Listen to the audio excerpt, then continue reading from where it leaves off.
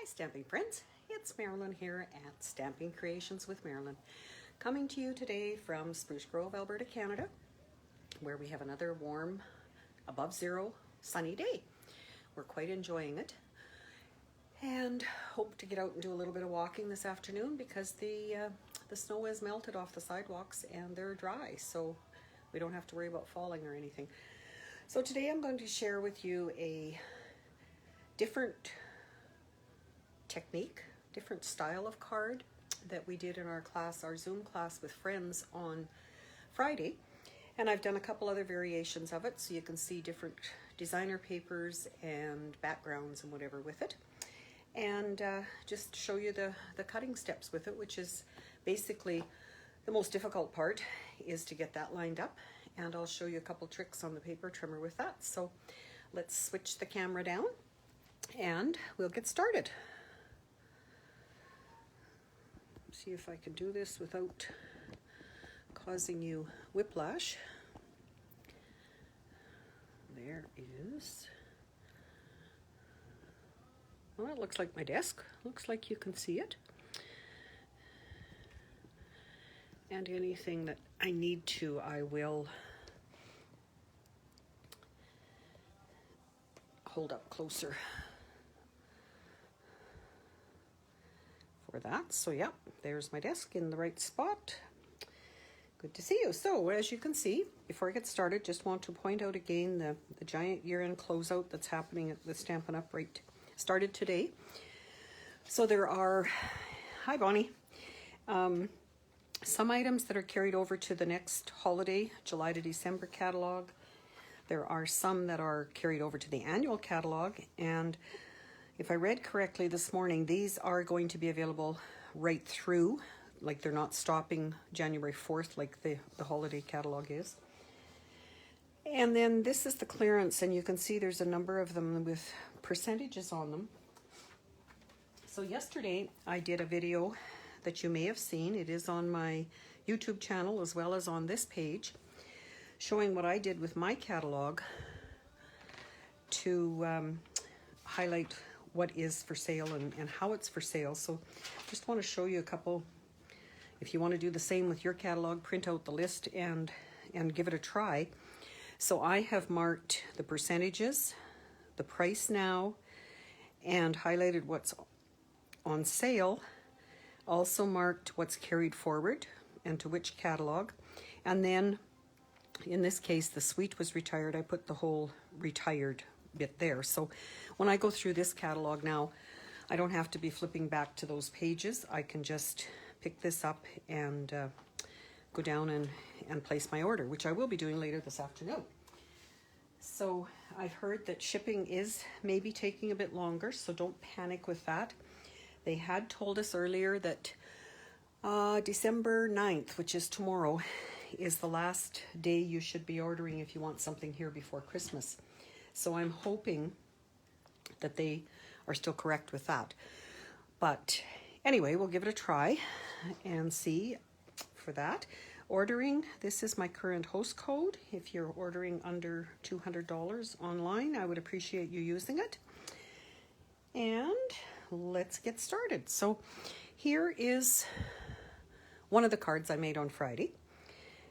I needed masculine birthday cards, and to me it works well. It's a don't remember the exact color of the background, but then the designer paper just layered. And this was the other one I did, just a little bit different designer paper. So today I'm going to use the Forever Greenery paper, and that's sweet, the stamp set out of there. So here is my cutting instructions. Not very well, they are exact, but some of the writing is a little bigger than others. But anyway, we'll go through it step by step, and you can always refer back to my video to learn how to do it. Hi, Rhonda. See you're saying hi on there. Good to see you.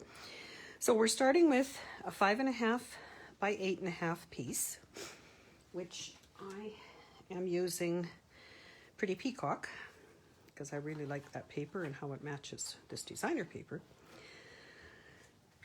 And I'm going to take it with the 5.5 side at the top, and I'm going to cut these slots. So they look a little difficult, but they're really not. You're going to start at 3 1/4 and go down to 7.5. Thus my measurements there. And what I've discovered, with the help of some of the other gals on Friday, is that if you place a piece of cardstock, and I've used just Whisper White because I happen to have lots of these little strips from when I cut my paper, and just place it on the back of your guide behind the numbers. They show up so much better when you want to do an exact cutting like this. So my edges are 1 inch. So this, again, this trimmer is ideal because we have a 1 inch mark on this side. And see, my track is kind of full of paper shreds. And yes, we should be cleaning that out every once in a while, which is quite easy to do, as you can see with the tip of the scissors. So I'm going to lay my edge of my cardstock on the 1 inch mark, and I'm going to use the cutting blade, which is this one, and I'm going to move it down and start it at 3 1/2. Whoops, 3 1/4. I guess that was lucky that.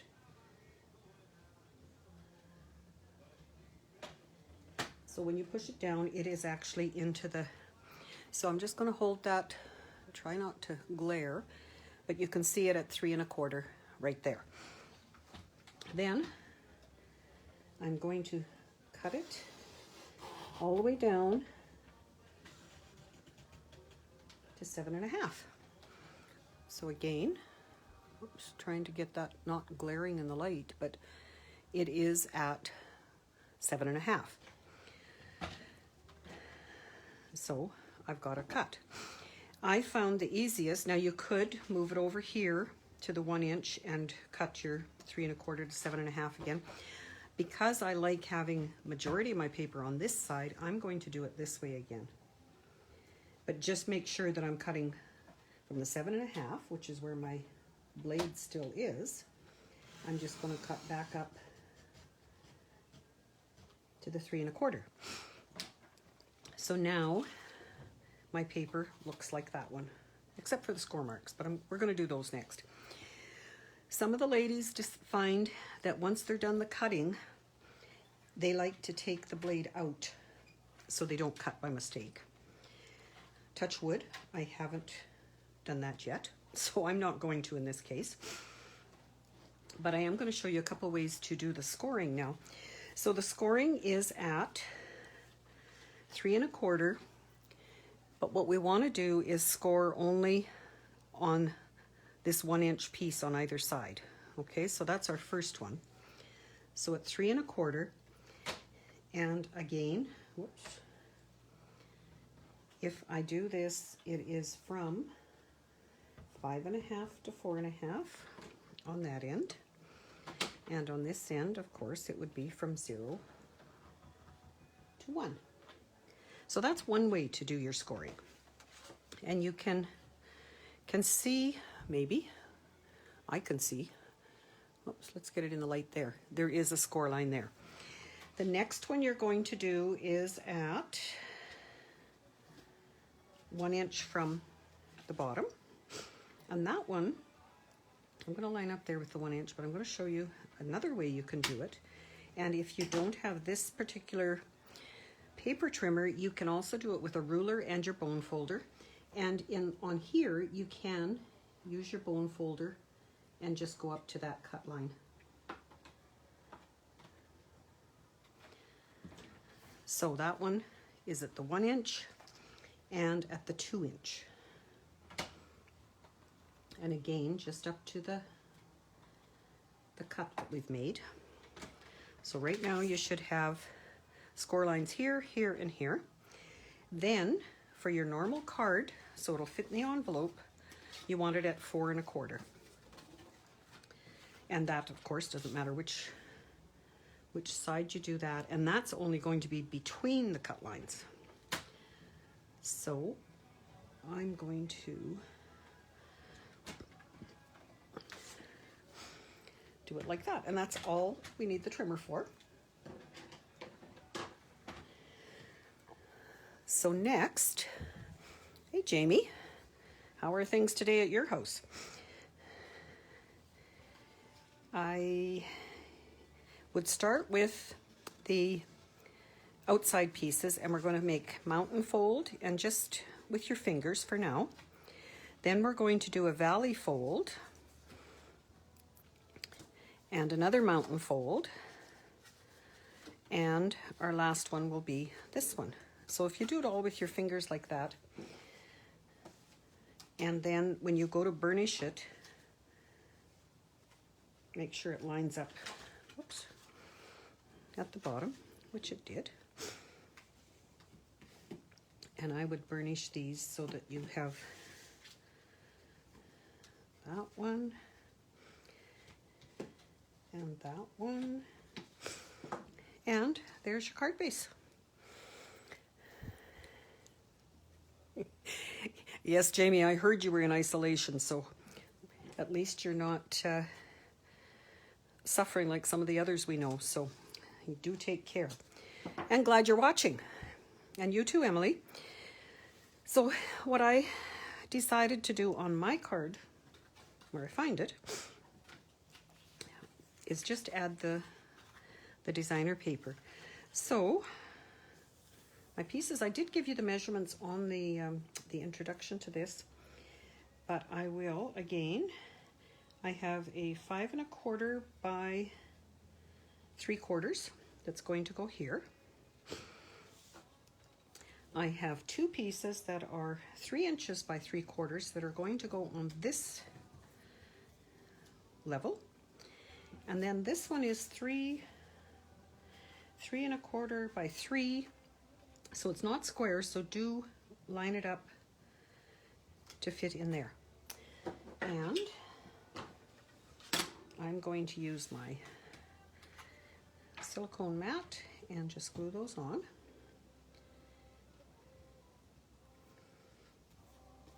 And with liquid glue, you don't have to be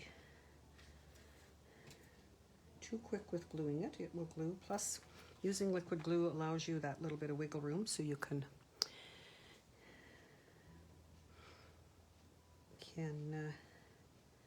align things, pick them up, move them, whatever. Ooh, that one's cut crooked. Oh well. So this just highlights your kind of your borders.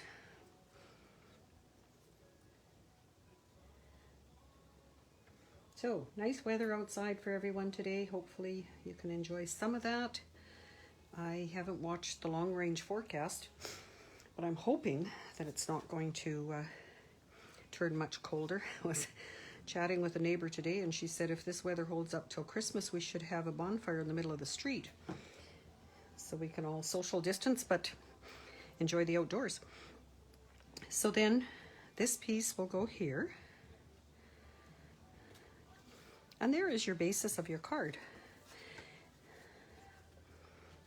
Looks very different with designer paper, doesn't it? So yes, I will need to use the bone folder a little bit more on there after. Now I'm going to set that there. I'm going to do my greeting, and for this one I have chose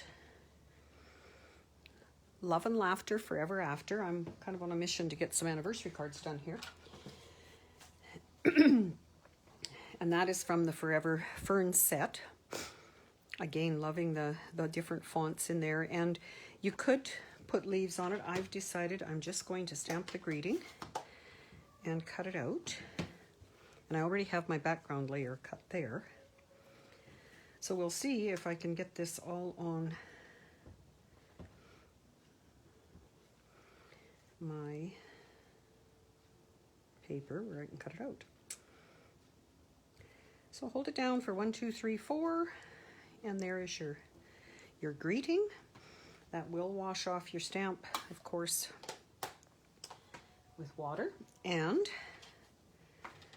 without too much crashing, I'm hoping.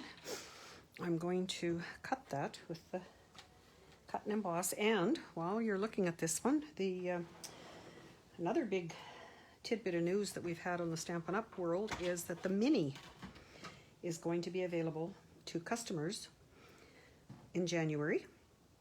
It is available to demonstrators now, and those who have it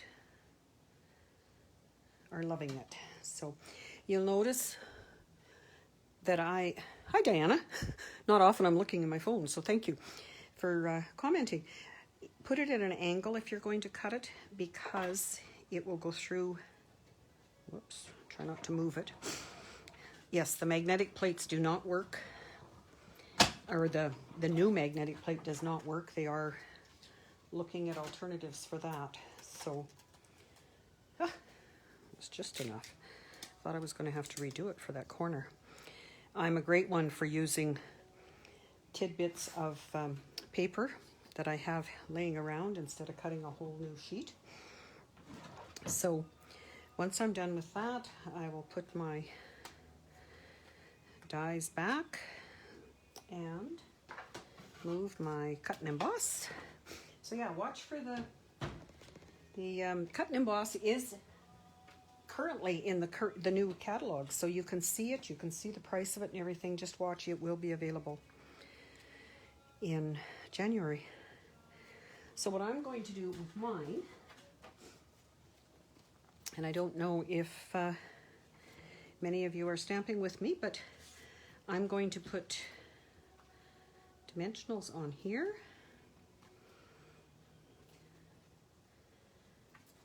And then I am going to use liquid glue to put it on my card, but I'm going to be careful that I don't get it over the edges, because the piece I have cut is just a tad longer than the center layer. Sorry, got to concentrate with that. So there, I have that. And I'm going to mount it on here, and you can see it's over just a smidgen, so I will try to be careful and not get right to the ends of it there.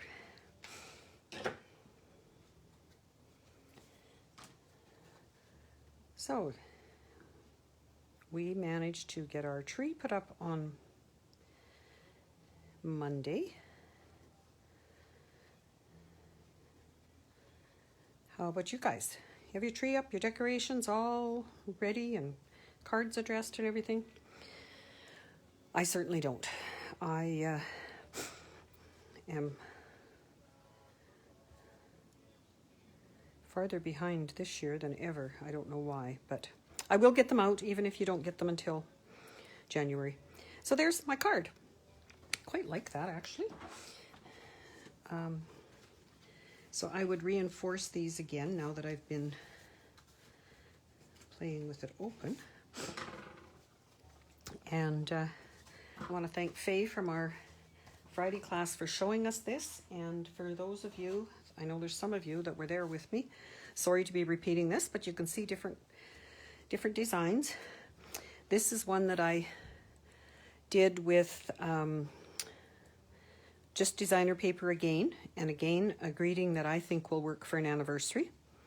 So it's done in pretty pink and the I can never remember the proper names of it, Peony Garden designer paper. Would also look good if there was a layer of, the other side of this paper is a gray, so you could put a layer of gray in behind that. So I did do a Christmas one with a layer of cardstock. So on this particular one, if you're trying to follow the sizes, the cardstock here is the sizes that I used for the designer paper on this one. So just a 1/4 inch difference. So your designer paper is a little smaller on here, but I really like how it makes it pop. And then I did do a scallop circle behind there. Used the ink to match the cardstock. And you have plenty of room to write in here or to write back here. and definitely could put a piece of 3 by 5 1/4 white for your greeting as well. So let me know which ones you like, and if you make some, please share them in the, those are really kind of popped up so you can't see them laying flat, but you got the idea. If you're making them, or if you do make some, I would love it to have you post them below this video on this page. And if you're over watching on my YouTube channel, I'd appreciate it if you subscribe to my videos there. That helps me get noticed and can share with more people that way. And if you know of anybody that would like to join us in this group, please let them know. We're always looking for more crafters, and we enjoy visiting and the community that we are making. So take care. I'll see you next time.